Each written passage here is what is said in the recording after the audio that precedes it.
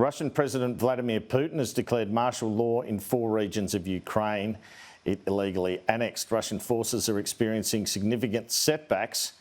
For more on this, let's go live to the border between Ukraine and Poland, where I'm joined by Misha Zelinsky, who's been working as a journalist and academic over there. Misha, what can you tell us about the situation in Ukraine at the moment? We spoke to you at the start of the war. Did you imagine it would be going on so long? Where do we go to from here, do you think?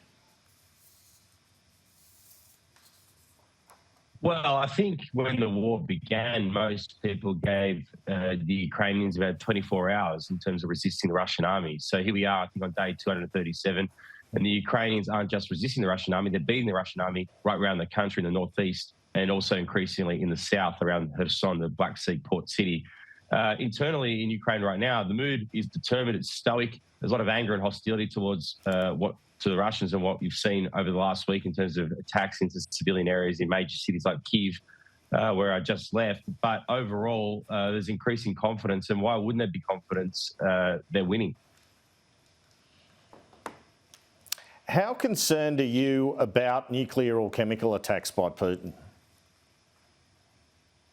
Well, on the question of nuclear attacks, I think what you're seeing from Putin is a desperate attempt to buy his way out of a bad gamble. A lot of people think of Vladimir Putin as this master strategist, and what this war, this diabolical war that he's caused by invading Ukraine has shown is that he's not a strategist. He's actually a gambler, a reckless gambler, and this gamble has failed.